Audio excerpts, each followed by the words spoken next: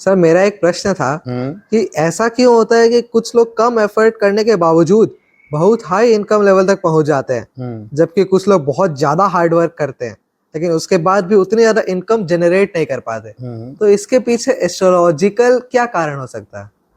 देखो, हमारी जन्म कुंडली में जो 12 घर होते हैं, वो हमारे जीवन की हर गतिविधि को, हर एक्टिविटी को, हमारे उत्थान को, हमारे पतन को, कहाँ तक पहुँचेंगे, हमारा रूप कैसा होगा, रंग कैसा होगा, हाइट कैसा होगा, शिक्षा कैसी होगी, कितना कमाएंगे, कितना खोएंगे, कब कमाएंगे, सब कुछ बताता है। बशर्ते बताने वाला एक्यूरेट बंदा होना चाहिए। आपका प्रश्न यह है कि ये जो इनकम लेवल है वो अनबैलेंस क्यों होता है? कोई कम कमा रहा है, कोई ज्यादा कमा रहा है, ये आप मेरे से पूछना चाह रहे हो? हाँ, यही है। देखो, जैसे 10वां घर हमारे जन्म कुंडली का, वो हमारे वर्किंग को दिखाता है, हमारा काम को दिखाता है, हम कैसा काम करेंगे, कैसा नहीं करेंगे। इसी प्रकार जो 11वां घर है वो हमारी इनकम को दिखाता है, यानी 11वां घर, उसका स्वामी और बृहस्पति।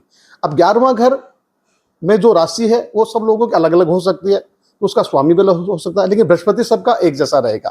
तो 11वां घर, उसका स्वामी और बृहस्पति, इनकी जो पोटेंसी है, इनकी जो गुणवत्ता है, उन पे पड़ने वाला जो प्रभाव है, वो हमारे इनकम लेवल को कमती बेसी यानी आगे पीछे करता है। एग्जाम्पल के लिए मान लो 11वें घर में 6, 8, 12 का स्वामी बैठा है।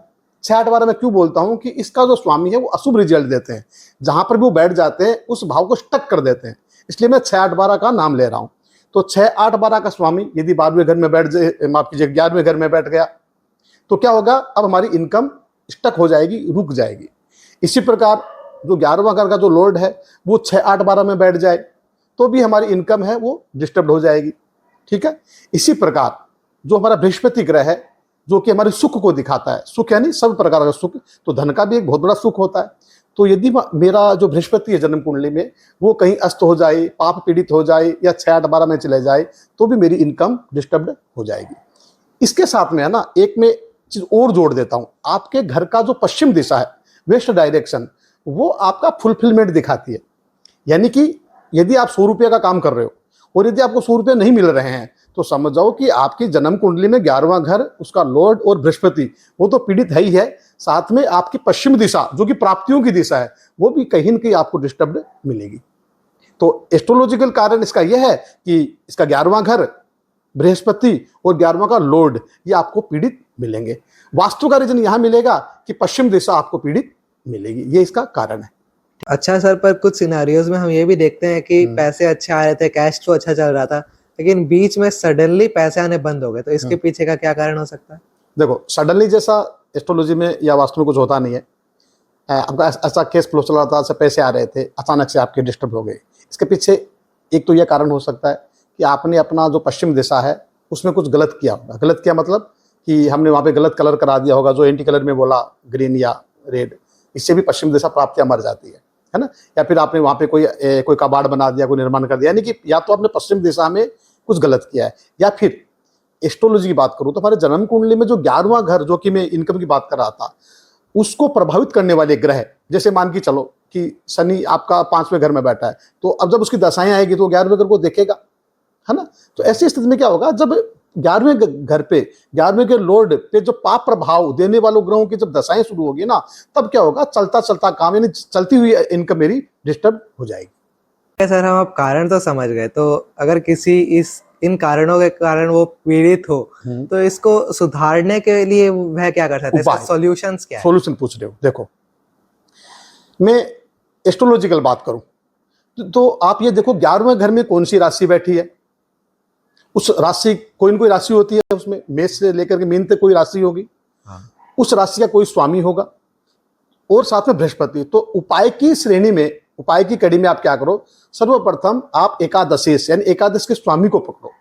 एकादश का स्वामी यदि केंद्र त्रिकोण में बैठ करके कमजोर हो रहा है तो उस एकादशेश का आप स्टोन पहनो।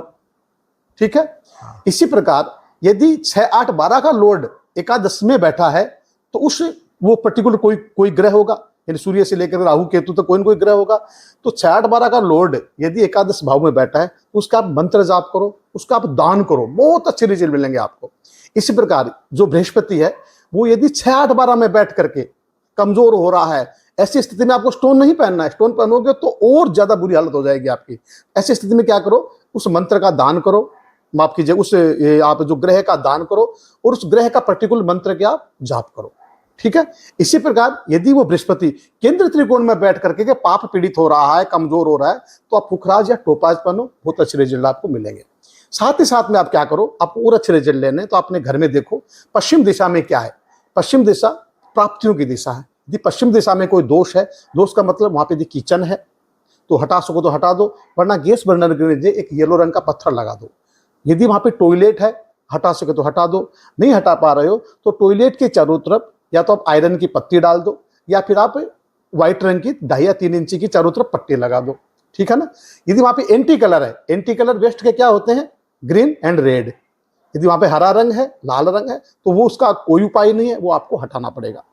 तो आपकी यदि इनकम डिस्टर्ब हो रही है, आपको ऐसा लग रहा है कि मैं बहुत मेहनत करता हूं फिर भी मुझे पूरी प्राप्तियां नहीं होती है, समय पर नहीं होती है, बहुत बाधाओं के साथ होती है, तो आप अपने एकादश यानी जन्म कुंडली में जाओ, एकादश को ताकत दो, बृहस्पति को ताकत दो। ताकत कैसे दिया जाता है, अनुकूल कैसे किया जाता है, मैंने अभी आपको बताया। और घर का पश्चिम दिशा को आप ठीक कर लो, उसको ठीक कैसे करना है मैंने आपको बताया। आप ये करके देखो, आप ये लिख लो कागज में, निश्चित रूप से आपकी इनकम इंप्रूव हो जाएगी। आप एक बार करके देखो, यदि ऐसी दिक्कत आप फेस कर रहे हो तो। Okay sir, thank you.